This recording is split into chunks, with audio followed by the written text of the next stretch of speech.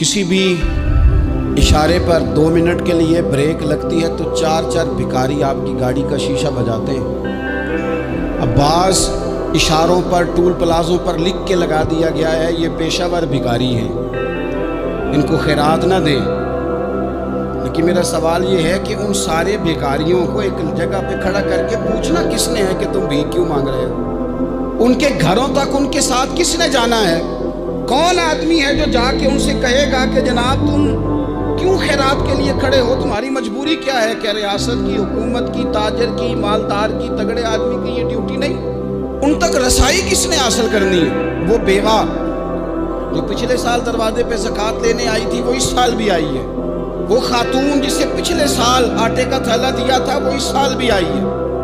वो खातून जो पिछले साल 4 बच्चों को साथ लेकर के छोटों को आई थी वो आज भी उसी तरह कशकोले तलब दराज किए हुए है।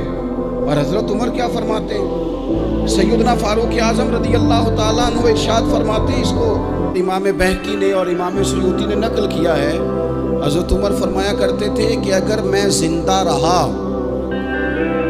तो इराक वालों मैं तुम्हारी बेवाओं के लिए ज़रूरत का इतना सामान कर जाऊंगा कि बीबी जब तक जिंदा रहेगी किसी की मोहताज नहीं होगी। उसके लिए इस तरह के असबाब पैदा कर दिए जाएंगे कि उसे हाजत नहीं होगी।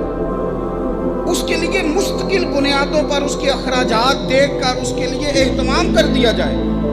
उसे दोबारा कशकोले तलब दराज करने की ज़रूरत नहीं पड़ेगी। एक सहाबी थे हज़रत जनाब सैयदना खफाफ बिन ईमार गफ़ारी रज़ी अल्लाह ताला। इन्होंने बड़ा किरदार अदा किया था मैदान उहद में, इन्होंने और इनके साहिबजादे ने। तो इनकी बेटी एक दिन हज़रत उमर के पास आई। अब वो बेटी ब्याह के जा चुकी थी, उसकी शादी हो गई थी। हज़रत खफाफ बिन ईमार रज़ी अल्लाह ताला अन्हु की साहिबजादी अपने ससुराल चली गई थी, वहाँ उसका खामद इंतकाल कर गया। वो खातून वापस आ गई, वो हज़रत उमर से मिली, बेवा औरत। उस बेवा खातून ने आके यहाँ तो मेरे भाई वो फौजी बेचारे जिनकी बीवियाँ, जिनको एक तकरीब में तो खूब एवार्ड देने के लिए बुलाया जाता है। मैंने यतीमी का वक्त गुजारा है, मुझे पता है कि 2-4 महीने लोग आके कहते हैं कोई हुक्म होया तो 10 आ जाए। फिर जब 1 साल गुजर जाता है तो फिर लोग कहते हैं 4 भरा ने काम क्यों नहीं करते। तो ऐसे तो नहीं ना कि अब्बा ऐसे ही चला गया था, बड़ा कुछ दे के गया है, किधर है फलानी चीज़। उनका नज़रिया थोड़े अरसे के बाद और हो जाता है। आपने बड़े बड़े शुहदा के घरों में एवार्ड तो दिए, क्या कभी आपने पलट कर दोबारा गौर किया कि उनके बच्चे कहाँ हैं, उनकी बेवा किस हाल में है? वो ज़माने की तेज़ धूप और तेज़ आंधी का मुकाबला कैसे कर रहे हैं? बगैर बाप के जो इंसान को खुले आसमान तले वक्त गुजारना पड़ता है वो कितना मुश्किल होता है। वो किस तरह टाइम गुजार रहे हैं ये कभी सोचा लोगों ने?